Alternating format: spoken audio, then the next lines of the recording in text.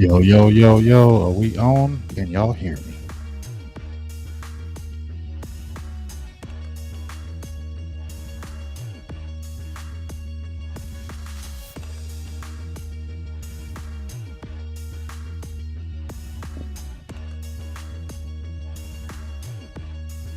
Can y'all hear me? Can y'all hear me?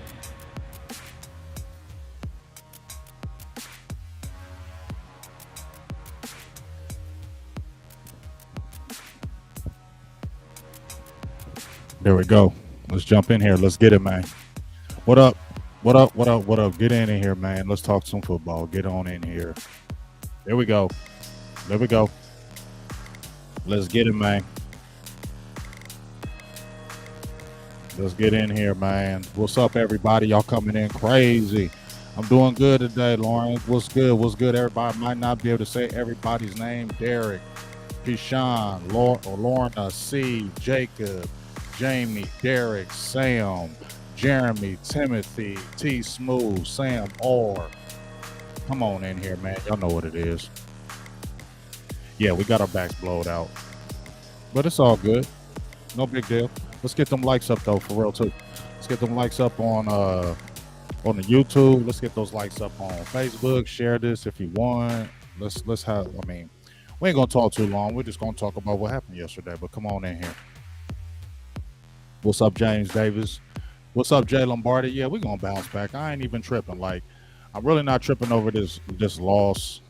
There's some things that I do want to talk about right quick. That's kind of been on my heart about this loss.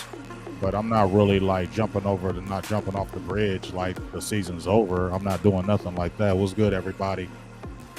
Um, First of all, my cousin is a deep Broncos fan. He's a deep Broncos fan. So it's funny because I made a Twitter post. Maybe I jinxed the team. I went out there. I wasn't talking trash, but I was just like, hey, what's up, cuz? You know what I'm saying? What's up on these Broncos? And he's like, I ain't betting you. Yeah, I know Dax, but I ain't betting you. We annually bet whenever we play $20. And I would think he'd take the bet. Dallas ain't beat the Broncos since '95. That's crazy. Number one. So I thought he was gonna take the bet. He don't care. So he was like, okay, yeah, them Cowboys. I seen them Cowboys winning, whatever. So he didn't take the bet. During the mid part of the game, though, he was like, man, dog, I should have took that bet. But he wasn't even talking trash. Even my cousin is a deep Broncos fan, but he wasn't even talking trash. He's like, man, it's just any given Sunday. I really feel like y'all better than us. It just happened. That's what happens any given Sunday. We saw yesterday. We saw the Packers go down. Obviously, they didn't have Aaron Rodgers, but they still lost. We saw the Buffalo Bills lose to the Jacksonville Jaguars. Josh Allen, the ballyhooed, great quarterback, play like trash. We seen the Saints go down. The Rams went down. They got beat handily. You know what I'm saying? So it's any given Sunday, man. These are professional athletes. It's not like these teams are playing pee-wee football or playing guys that are pee-wee. These are NFL players. These are professional NFL players. And if you don't bring your A game every single game, you're going to lose. That's what's just going to happen. These are professional athletes, and they take pride in this. And they read the press clippings. They read what people are saying. Dallas is the best team out there. Dallas is this. Dallas is that. We already should know that everybody wants to beat Dallas. I'm just keeping it real. The Buffalo Bills could be 7-0 or 8-0 right now, and a team plays the Buffalo Bills. They want to beat the Buffalo Bills because they're 8-0. But ain't nobody saying I want to beat the Buffalo Bills because they're the Buffalo Bills, right? Ain't nobody jumping up and doing that. Let's just keep it real. When it's the Dallas Cowboys and they are winning, no team likes nothing better than to beat the Cowboys. That's just the truth. And you're always going to get their A game. You're going to get the A game from that team because they want to be the team that says, yeah, Dallas ain't all that. We whooped their ass. They want to do that. They want to feel that. I mean, that's just what it is. And that's just what I feel. And that's just how I feel about it. You know what I'm saying? Like every team is going to play hard against teams, but I don't care. It's not just something that you say. Teams want to beat Dallas like they do. Like it doesn't matter if Dallas is not good or Dallas is good. Teams want to beat Dallas to say they beat Dallas. So Dallas is always going to get a team's best no matter what because they want to do it, especially when they're on a win streak. Denver came in. I don't think Denver's no great team. I still don't think they are. I feel like Dallas played them again. They would beat them. I was even listening to Dak Prescott. I just want to say this right quick before I get into some stats. But Dak Prescott was saying this, and I was thinking this myself. I want y'all to listen to this. Dak was saying that at the whole game we felt like we could come back. The whole game we felt we could come back and win. And I feel like I don't know if they were going through the motions, but whenever you're playing a team and you're riding high and you really feel like you can beat that team, that little bit of complacency sets in. It doesn't try to set in. You don't want it to set in, but it sets in because you're just naturally feeling like we're better than you. I've played teams when I've played basketball, when I've coached, when you just know that you're in your heart, you're better than that team. So no matter what that team does, you still feel like at any given time you can come back and win that game. And I feel like that's what the Cowboys were feeling, especially Dak. I felt like they were like, okay, yeah, they up, 10, 13, 16, nothing. Yeah, they're up, but we're still going to be able to come back and beat these guys. I really felt like that's what the team felt.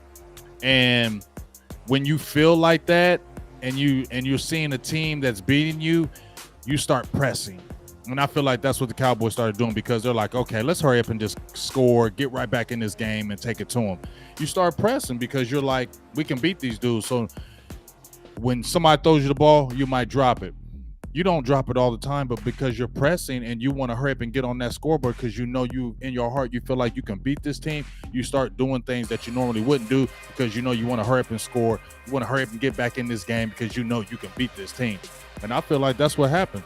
But I think the key thing, in my opinion, or why the Cowboys had this weird thing Sunday was that offensive line shuffle. I really feel like it was a distraction this week with the Leo Collins thing. Is Terrence still going to play left tackle? Is he going to play right tackle? Is he going to play left guard? Is he going to play? You know what I'm saying? It was just all in the news. That was the focus. Leo Collins coming back. Terrence Steele doing this. Terrence Steele, who's the better players? Terrence Steele better than Leo Collins. Leo Collins better than Terrence Steele. Should Leo Collins play right guard? Should Terrence Steele play left? You feel me? That was all talked about this week, and to me, it was a distraction. And that distraction, to me, carried over into the game. Because when I watch the game, I'm going to watch that all 22 tonight. Make sure you check out the videos tomorrow. Go support them videos. But when I watched the all 22, it just didn't seem like when I was watching from the beginning of the game, it felt like Dak was under pressure the whole game. Even if he wasn't, it just felt like there was added pressure. I mean, Terrence still had 11 pressures that game. I think he had 9 in the fourth quarter. But it just felt like he was pressured all game. It just felt like the offensive line was out of whack. It just felt like it. Maybe it goes back to being normal next week. But with all Leo Collins coming back and the situation, I just really feel like it really just threw the whole team out of whack. It just messed up a lot of things. And you could just see it when you saw the team, especially the offensive line. I mean, just me, I didn't see the cohesion. You get what I'm saying? That there was that cohesion that was going on those first 6 weeks. It was a great, what up, KG? It was a great cohesion, and I'm not saying it broke up, but I just feel like it was just too much of distraction, too much of that talking about. So I feel like they'll flip it and get it together. I have confidence in filming in them, but I feel like that was the biggest reason why the team was flat, and they probably did overlook the Broncos. I mean, you naturally do that, and I think the Broncos came in with a good game plan.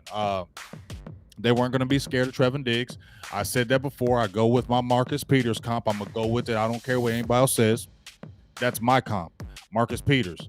I love Trevin Diggs. I'm not wavering from no Trevin Diggs. I love him. But I also said dude's going to give up plays, man, because that's how he plays. He's always trying to make a play. He's always trying to see if I can get an interception or make a play on the ball. Sometimes when you do that, you kind of lose your way in technique. You kind of lose your way in how you're playing because you're always trying to get an opportunity to make a play. So I think they were like, we're not scared of you. We're going to attack you. We're watching the tape, and we've seen plays where some teams could have made passes on you, but they didn't throw the ball.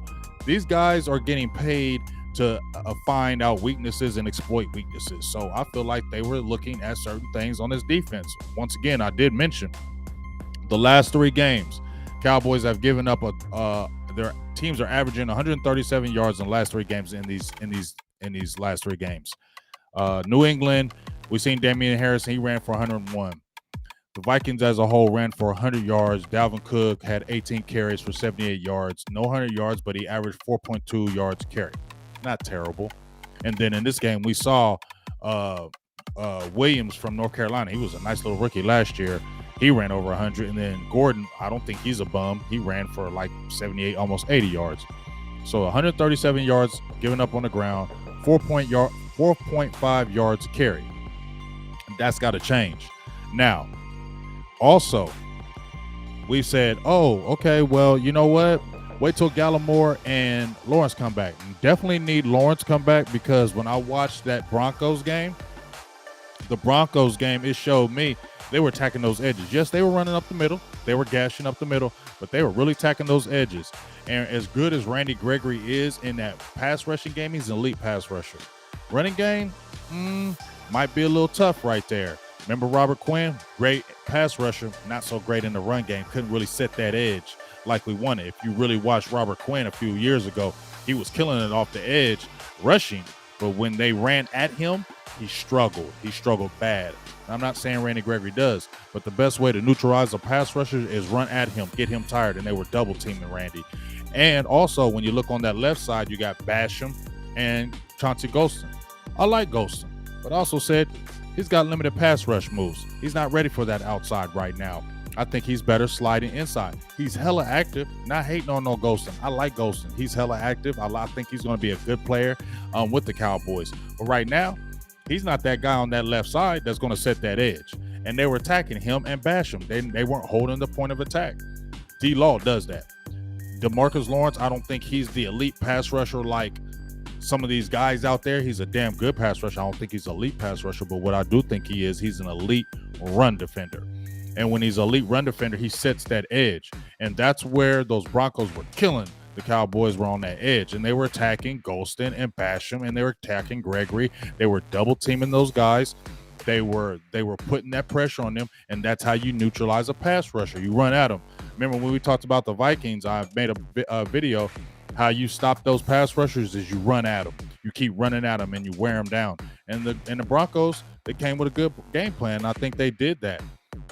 And then when we look at just some stats, Cowboys, they were, before they had the little bit of run at the end of the fourth quarter when it really didn't matter, the garbage time stats, that time Dallas was like 1 for 8, 1 for 4 on fourth downs, 1 for 8 on third downs. They're pretty decent on third downs, and they're pretty good at stopping teams on third down. But this week, Broncos, I think we're over 50% in third downs. And when we look at the overall season, red zone and fourth downs, Dallas is still in the upper echelon. They're still in the top 10 in third downs, not letting teams convert on third downs. I think they're at 34% right now. They're 7th in the league. But red zone, they're 25th, I believe, in defense. They're giving up. Teams are getting, I think, at least almost 70%. They're completing almost 70% in the red zone, over 65% on fourth downs, which is kind of crazy. But that red zone, so basically, if you're almost getting 70% against the defense in the red zone, that means when they get in that red zone, they're scoring. That's not a good thing. That could come back to haunt them. So things that the Cowboys are definitely going to have to figure out is that run game. Teams were only averaging like 86 yards a game on them. Now that might spike up a little bit. 137 yards a game in these last 3 games. That's not good. The linebackers, LV didn't play a bad game. Michael Parsons, you see what he did.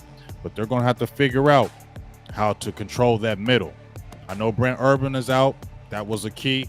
But to me, even Brent Urban is still a more complimentary player. He's more like a role player. Carlos Watkins, he had a sack yesterday, but he's still more of a role player. Urban are role players. Osa is a dog. We know what he does. He can't do it by himself. And when you got Hamilton, who was a undrafted player, you got Watkins and Urban, who are, to me, role players. Eventually, it's going to get exposed. And if teams stick with the run, then it's going to be a problem. And yes, and as I said, James Davis said, "Do you think Connor McGovern should replace Tyler Biadasz?" I mean, I don't think they're going to do that. Biadasz actually had a good game. I don't think he gave up any pressures yesterday. Connor Williams only gave up one pressure. The guy that was getting killed was Terrence Steele. So I don't think they're going to switch no Biadasz, because if you listen to our show last week with Mike, my dog Mike White, for Burgers and Blitzes, he said Dak controls that. And if Dak says the center stays, the center stays. And he says that Biadasz is greater with the line calls. And I don't think Biadasz had a bad game. I just feel like it was thrown out of whack. So I don't think there's going to be any replacement with that. Yeah, he does need to work on that double move. I'm hoping Tristan Hill will be ready, but he's still not a 1 tech. He's a 3 tech. So he's slimmed down. We need some guy, and your rookie Bohanna. You know, we got to see Ricky Bohanna. I feel like he's still young, man. He's going to take a few years to really mature into that position. And the teams, if you don't know the NFL and you're a rookie, they're going to capitalize on your rookie mistakes and things that you don't understand and don't know what you do. Team's going to exploit that, man. As much as you study tape and film on the Cowboys, they studying the film and the tape on what your weakness is and how they can exploit them. And I think they did that.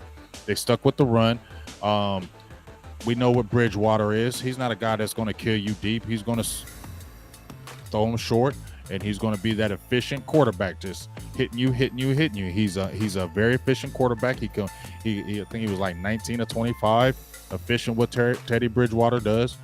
So they came in with a good game plan, and I think Cowboys came out flat and just kind of snowballed. And then we saw when they had an opportunity to come back.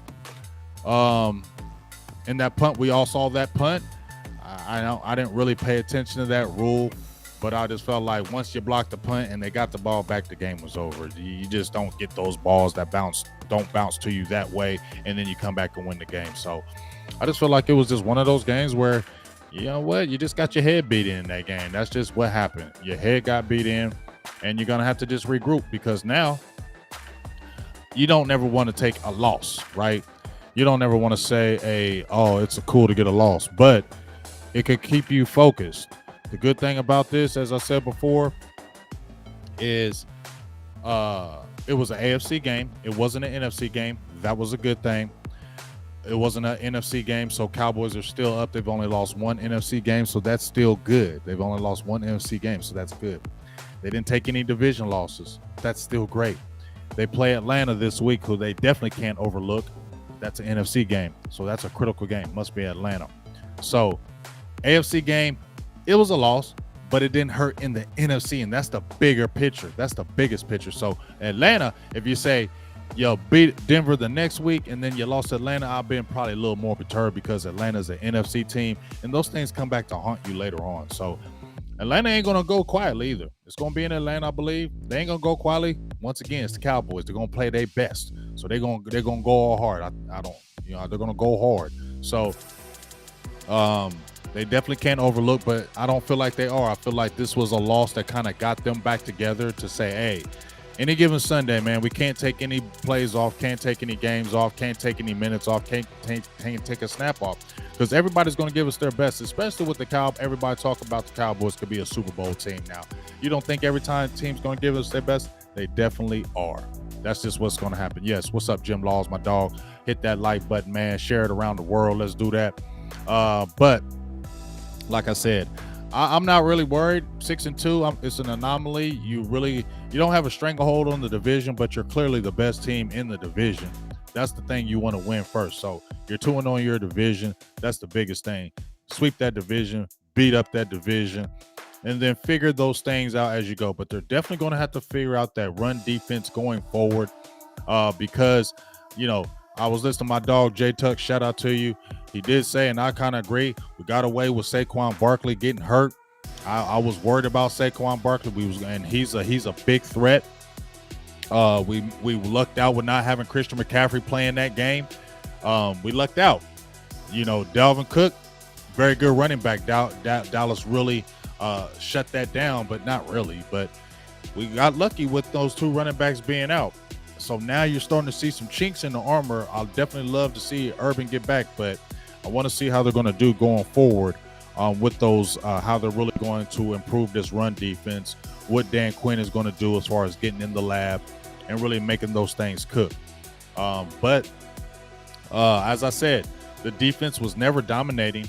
It was opportunistic. It's a fast, opportunistic. It's not a big, heavy defense. It's a quick, it's a fast, it's a defense that's predicated on speed and pursuit, those type of things. It's not one of those 350, 360-pound defensive tackles that's going to hold that edge. It's not that. Dallas has to rely on their quickness and their speed on defense, and they're opportunistic. The more turnovers they get, that make it easier for them and the offense. Because when you look at all the games that the Cowboys have played this year, I think they've beat every team in time of possession. I'm not for sure, but I think they beat every team in time of possession except the Broncos. It was a clear mismatch. Broncos time of possession 41 minutes, Cowboys 18. You're not going to win games like that. You get what I'm saying? So they weren't getting them out on third downs. You don't have a big, heavy defense. So if you're not getting them on third downs, they had 12-play drive, 10-play drive, 11-play drive, 8-play drives. That wears the defense down. And if you're going 3 and out and you don't have those big boys that hold in the middle, eventually it's going to wear it down. And I think that's just what happened here when you see that. So Dallas is always dominating the time of possession. They lose it bad in this game. And, third downs, they lost on third downs. They lost on fourth downs. They lost on time of possession. They lost in total yards. They just got handily dominated. So we'll see. This is the key test to see where this coaching staff bounces back. Kellen Moore, Dan Quinn, Mike McCarthy. They bounce back from this. And something else that kind of stood out to me as well is, Rook, and that was, I think, that reason why he dropped that. That's just lack of concentration. You're trying to hurry up and get back in the game. You drop a pass. But Cowboys, I don't mind. I don't trip that they go on fourth downs. I wasn't mad that they went on fourth downs in this game against the Broncos. I wasn't mad at those 2 fourth down attempts. Maybe Dak should have tried, checked out of that first one. I think the first one. The second one, I wasn't tripping off that one. That first one really set the tone, though. That Justin Simmons stop really set the tone for the Broncos. I wondered if Dak could have checked out of that with that play. But I think that kind of set the tone. But the Cowboys on the year, they're only 5 of 14 on fourth downs, 35%. Not good at all. I don't mind them going for it. But obviously it's not really working right now on fourth downs. They don't have a great percentage, and teams have a great percentage against them on defense. So just some things to look at going forward. Red zone defense, almost 70%. Got to cut that down. They're converting on fourth downs. Even though teams don't go on fourth downs a lot, they're converting them. They're almost 70% on fourth down conversions. Dallas still is in the top 10 on third down conversions, but that jumped up a little bit from the Broncos game. So gotta shore up this running game. Like I said, last 3 games averaging 137 yards, 4.5 yards a carry. Got to figure that out. Waiting for the help. They said Tristan Hill's going to be maybe a full participant this week in practice. That's going to be good. I said he's going to be a key that the Cowboys are going to need. Michael Gallup is supposed to be full practice this week. That's going to be another good thing. And hopefully it'll be another week where Terrence Steele can get acclimated with that left tackle and be able to hold it down. I made the video with how Nishka could hold it down. I don't know. We'll see. Hopefully Tyron Smith, that clears up. But right now, Cowboys just have to do some of the small things. They're going to have to clean up the small things because the Atlanta Falcons is a copycat league. Atlanta Falcons are going to take that tape that the Broncos did and say, well, you know what? We're going to try to do the same thing. They got Kyle Pitts. They got some receivers. But here's the thing. Yeah, Gallimore, they said he's still probably maybe a week or so away. Now, C. Burleson, you said LVR can't get off blocks. I'm going to look at the tape, but he was the highest graded player in that game. I believe he had the highest grade. He had 12 tackles. He actually played good in that game. He had 12 tackles. I'm going to watch the tape. Yeah, there was some tackles behind the line of scrimmage. But, you know, he was going all out. Him and Micah Parsons played a good game, so I'm not going to bash LVE on this game. I hadn't tried to really bash him, but I don't think he played as terrible as a lot of people try to say. He was one of the leading tacklers in there. He was all around the field, so we'll see. That's true, Rue, but hey, you never know, right? I agree, Manny Ramos. Those off tackles plays, like I said, we're going to show you the tape tomorrow. Make sure you go support those Big Game James tape tomorrow. But those off tackles, They were really attacking Randy Gregory with those double teams. They were really attacking the rookie Chauncey Golston. They were attacking those guys because I felt like they were like, these guys can't really set the edge. We can get open. Did you see some of them holes when they were running on the left and they were running on the right in them power sweep? Did you see some of them? There were some big holes. That's going to be a problem going forward. And I mean, there was one where there was a penalty, and that hole was as big as I could have ran through that. So it's going to I ain't going to say 99 and one tackle. No, Justin Hamilton, he plays hard, so I'm not taking nothing away from Justin Hamilton. They played a good game. That offensive line, who was much maligned, they played a good game. We just got to give it to them. They played a good game, and Dallas just didn't play a good game. That's just the facts. You feel me? It's just Dallas just didn't play a good game. It just happens. What you want to do, though, as a team, you don't want to have one bad game turn to two bad games. Two bad games turn to three bad games. Correct this. Get back in the lab. See what was wrong. Watch the tape. See what you need to improve on, and get back at it. Like you said, I listened to CeeDee Lamb, and these guys said they didn't have the best practices the last 2 weeks. I don't really want to hear those kind of excuses. That sounds like kind of excuse to me. But I get it. Complacency does sit in when you feel like you're riding high and you don't feel like nobody can beat you. The little things of complacency.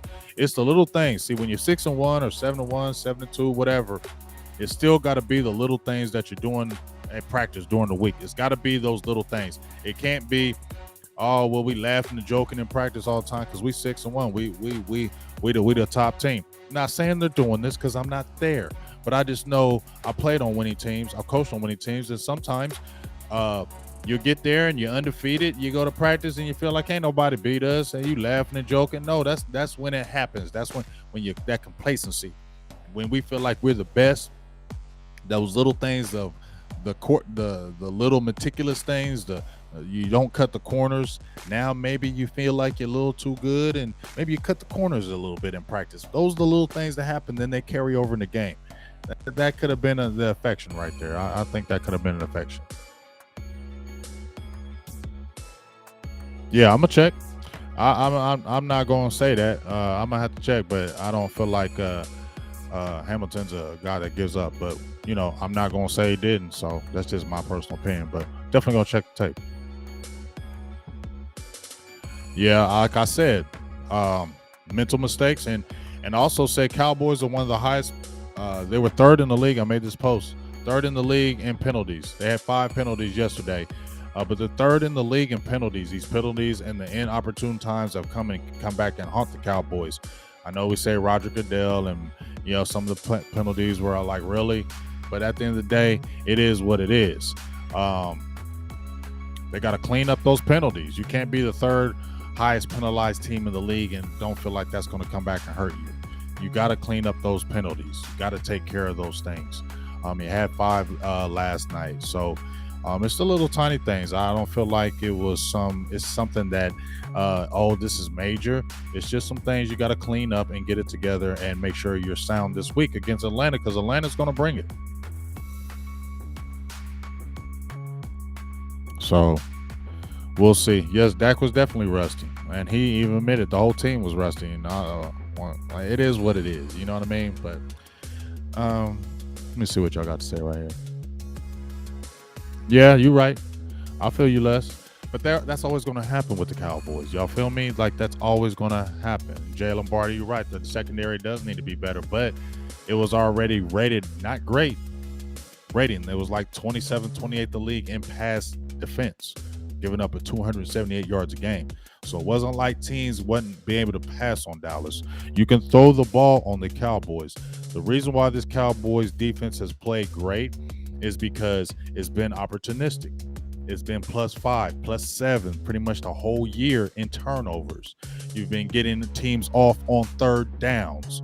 You're going to win games like that if you don't have that dominant one tech. If you may not have dominant players in positions, but you got a lot of really good players, those little things like winning the turnover battle, getting teams off the field on third downs, not a lot of penalties. Those things come into play, and those things are happening. Those things have happened right now, and that's where you see a little bit of the chink in armor, just like with Diggs.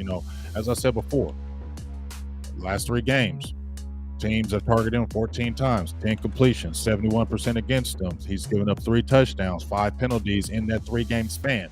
Does that mean Trevin Diggs is a bum now?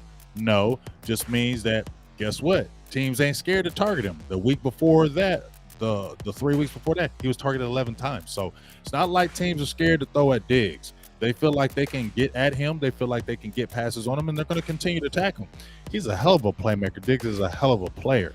But he's still got to understand that he's got to stay with his technique. He's got to stay locked down because teams are going to look at, hey, okay, well, he may get interception, but he may gamble too much. He may try to gamble a little too much, so let's hit him with this move. He's been getting hit with the double move a few times. Let's hit him with this move. He's susceptible. He may try to go for it. Teams are watching the tape. So teams have tape just like everybody else. So Dallas has to go back in the lab and just redo it and get it together again. Yes, Diggs is still a beast. I love Diggs. You know what I'm saying? It's just, guess what? Teams are going to target. So you got to clean your game up. That's all it is.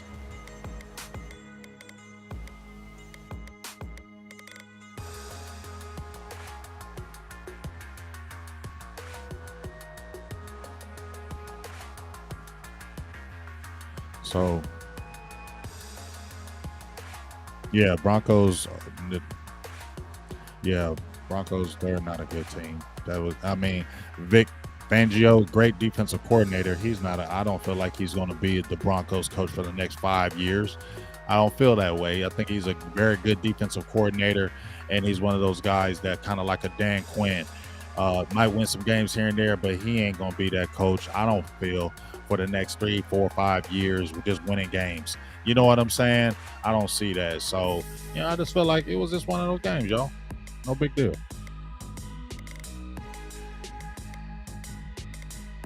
Yeah, they were. They watched the tape. So, we'll see what it's looking like going forward. You know what I mean?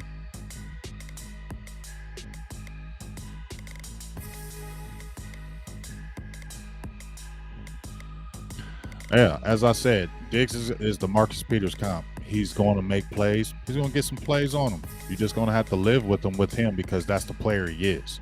You're going to be like, damn, man, Diggs, come on. And then next play, Diggs with the interception. That's what it's going to be, Diggs. That's what Diggs is going to be in a nutshell.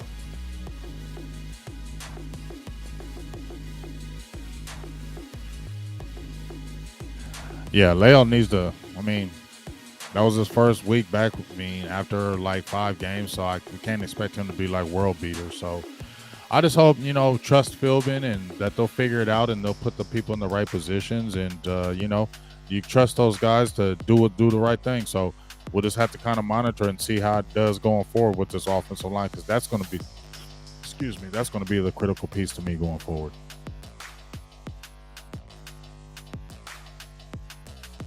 Yeah, we definitely need to draft another linebacker. Yeah, Michael Gallup, he's supposed to be a full participant this week, but yeah, we definitely need to get a linebacker and a D tackle in the draft and an offensive lineman, but that's down the line. So we'll see. Yeah, he has a problem with bending down, so that's one of his problems that he's always been. But yeah, I just want to jump on here, you guys. I'm not going to be too long. I just want to break down. Go rewind this tape, check these stats, check all the good stuff of what I said. We'll be make sure you tune in tomorrow. We're getting it in tomorrow with the final word. Got a lot of good stuff to talk about. Law Nation, Boss Cowboys, the OC. I wasn't able to be on there last week. I had some family issues going on, but I'll be on there tomorrow. So we're definitely going to talk some more Cowboys football. Definitely a lot more things to talk about with this game, and then we'll get ready. Look at a focus on this Atlanta game, and make sure you check out the page. I'm going to be posting. I do one day where we just talk about the Cowboys' loss or victory on Monday, and then Tuesday we're right back at it. We're going to be posting Atlanta's strengths and weaknesses. Quarterback Matt Ryan, obviously they're out with Calvin Ridley, but they banged with them Saints yesterday. So it's not going to be a cakewalk this next Sunday against the Falcons. They're definitely going to be a tough cover because they're going to bring their game against the Cowboys. They weren't good last year and almost should have won the game last year, right? They weren't good last year, and they still should have beat Dallas, but it didn't happen. So they're going to be motivated to bring it to Dallas again. So let's just make sure we're staying on point. So, as I said before, the final words going down tomorrow. Make sure you tune in for that. We're getting the all 22 out. Obviously, all 22 is out everywhere, but go out there and support that big game, James. We'll be looking at some things that got exposed maybe by the Cowboys defense, and look at some things going forward. We're also going to be looking at these Atlanta Falcons and get some scouting reports on them and how they look. So just go out there and support them videos, like them as hard as you can, share them as much as you can, and we'll get back on this ground. Me and Mike White going down burgers and blitzes. I don't have the exact day, but me and Mike White burgers and blitzes going down. Me and my dog Billy the Kid. I think he's feeling better now, so we're going to get that rocking, and then we'll just see how it goes.